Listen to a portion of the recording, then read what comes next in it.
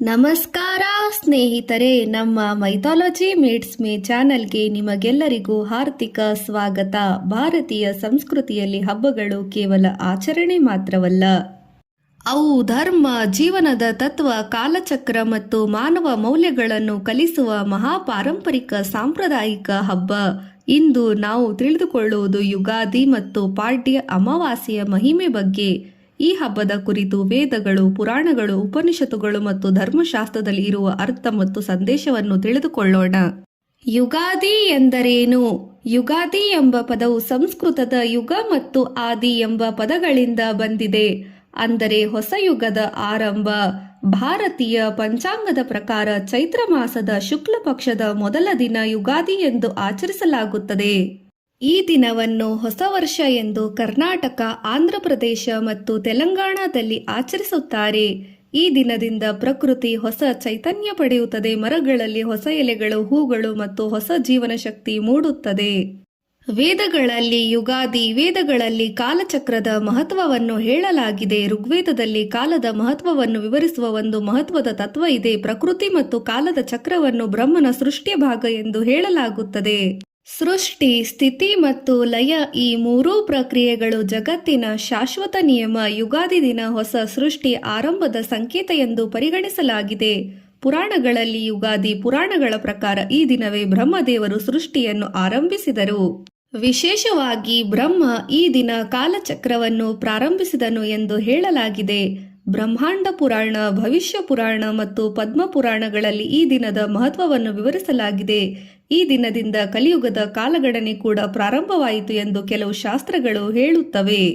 ಪಾಡ್ಯ ಅಮಾವಾಸ್ಯೆ ಎಂದರೇನು? ಪಾಡ್ಯ ಅಮಾವಾಸ್ಯೆ ಎಂದರೆ ಚೈತ್ರ ಮಾಸದ ಮುಂಚಿನ ಅಮಾವಾಸ್ಯೆಯ ದಿನ. ಈ ದಿನವನ್ನು ಪಿತೃಗಳಿಗೆ ಅರ್ಪಣೆ ಮಾಡುವ ಪವಿತ್ರ ದಿನ ಎಂದು ಪರಿಗಣಿಸಲಾಗಿದೆ. ಹಿಂದೂ ಸಂಪ್ರದಾಯದಲ್ಲಿ ಪಿತೃತರ್ಪಣೆಗೆ ಅತ್ಯಂತ ಅಮಾವಾಸ್ಯೆಗೆ ಪವಿತ್ರ ದಿನ ಎಂದು ಹೇಳಲಾಗಿದೆ. ವೇದಗಳಲ್ಲಿಯೂ ಹೇಳಲಾಗಿದೆ, ಪಿತೃಗಳನ್ನು ಸಂತೋಷಪಡಿಸಿದರೆ ಕುಟುಂಬಕ್ಕೆ ಆಯುಷ್ಯ, ಆರೋಗ್ಯ ಮತ್ತು ಐಶ್ವರ್ಯ ದೊರೆಯುತ್ತದೆ. ಉಪನಿಷತ್ತುಗಳಲ್ಲಿನ ಸಂದೇಶ. ಉಪನಿಷತ್ತುಗಳು ಹೇಳುವುದು ಮಾನವನ ಜೀವನದಲ್ಲಿ ಆತ್ಮಜ್ಞಾನ ಮತ್ತು ಧರ್ಮಪಾಲನೆ ಅತ್ಯಂತ ಮುಖ್ಯ.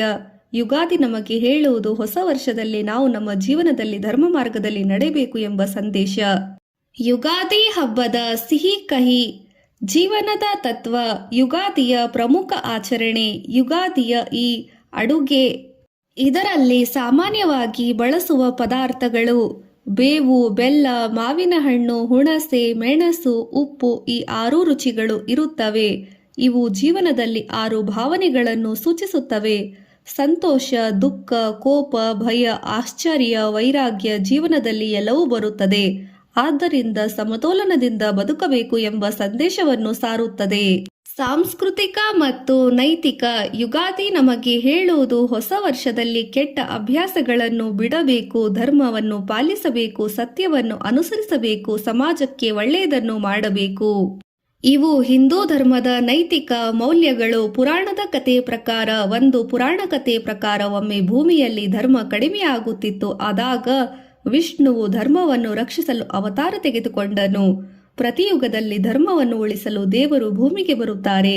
ಯುಗಾದಿ ದಿನ ಧರ್ಮವನ್ನು ಪುನಃ ಆರಂಭಿಸಲು ಸಂಕಲ್ಪದ ದಿನ. ಯುಗಾದಿಯ ಆಚರಣೆ.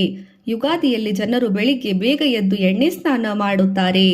ಹೀಗೆ ಮನೆಯಲ್ಲಿ ಬೆಳಿಗ್ಗೆ ಎದ್ದು ಎಣ್ಣೆ ಸ್ನಾನ ಮಾಡಿ ಮನೆಯಲ್ಲಿ ತೋರಣ ಹಾಕುತ್ತಾರೆ.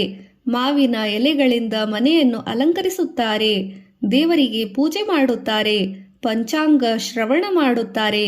ಪಂಚಾಂಗದಲ್ಲಿ ಆ ವರ್ಷ ಮಳೆ, ಬೆಳೆ, ಕೃಷಿ, ಗೃಹಸ್ಥಿತಿ, ಜನರ ಜೀವನ ಎಲ್ಲವನ್ನು ವಿವರಿಸಲಾಗುತ್ತದೆ.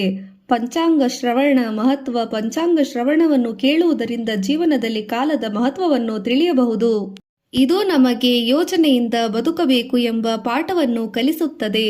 ಯುಗಾದಿ ಮತ್ತು ಪ್ರಕೃತಿ. ಯುಗಾದಿ ಹಬ್ಬ ಪ್ರಕೃತಿಯೊಂದಿಗೆ ನಮ್ಮ ಸಂಬಂಧವನ್ನು ತೋರಿಸುತ್ತದೆ. ಮರಗಳು, ಹೂವುಗಳು, ಹಣ್ಣುಗಳು ಇವೆಲ್ಲವೂ ಜೀವನದ ಚಕ್ರವನ್ನು ನೆನಪಿಸುತ್ತದೆ. ನೈತಿಕ ಕತೆ. ಒಂದು ಸಣ್ಣ ಕತೆ ಇದೆ. ಒಬ್ಬ ರಾಜನು ಪ್ರತಿ ಯುಗಾದಿ ದಿನ ತನ್ನ ಪ್ರಜೆಗಳ ಸಮಸ್ಯೆಗಳನ್ನು ಕೇಳುತ್ತಿದ್ದ. ಒಮ್ಮೆ ಒಬ್ಬ ಬಡ ರೈತನು ರಾಜನ ಮುಂದೆ ಬಂದನು. ಅವನು ಹೇಳಿದ, ರಾಜನೇ, ನನಗೆ ಹಣ ಬೇಕಿಲ್ಲ, ನ್ಯಾಯ ಬೇಕು. ರಾಜನು ಆತನಿಗೆ ನ್ಯಾಯ ನೀಡಿದ. ಆ ದಿನದಿಂದ ರಾಜನು ಹೇಳಿದ, ಯುಗಾದಿ ದಿನ ನ್ಯಾಯ ಮತ್ತು ಧರ್ಮವನ್ನು ಪಾಲಿಸಬೇಕು. ಆಧ್ಯಾತ್ಮಿಕ ಸಂದೇಶ.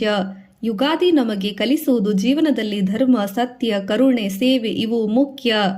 ಸ್ನೇಹಿತರೆ, ಯುಗಾದಿ ಕೇವಲ ಹೊಸ ವರ್ಷದ ಹಬ್ಬವಲ್ಲ, ಇದು ಧರ್ಮದ ಪಾಠ, ಸಂಸ್ಕೃತಿಯ ಸಂಕೇತ, ಜೀವನದ ತತ್ವವನ್ನು ಸಾರುವ ಇವುಗಳಲ್ಲಿ ಕಲಿಸುವ ಮಹಾನ್ ಹಬ್ಬ.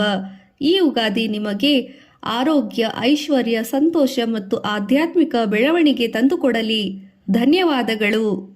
ಇಂತಹ ವೇದ, ಪುರಾಣ, ಉಪನಿಷತ್ತು ಮತ್ತು ಭಾರತೀಯ ಸಂಸ್ಕೃತಿಯ ಮಹತ್ವದ ವಿಷಯವನ್ನು ತಿಳಿಯಲು ಮೈಥಾಲಜಿ ಮೀಟ್ಸ್ ಮೀ ಚಾನೆಲ್ ಅನ್ನು ಲೈಕ್, ಶೇರ್, ಸಬ್ಸ್ಕ್ರೈಬ್ ಮಾಡಿ. ಮತ್ತೆ ಒಂದು ಅದ್ಭುತ ವಿಷಯದೊಂದಿಗೆ ಮುಂದಿನ ವಿಡಿಯೋದಲ್ಲಿ ಭೇಟಿಯಾಗೋಣ. ಧನ್ಯವಾದಗಳು.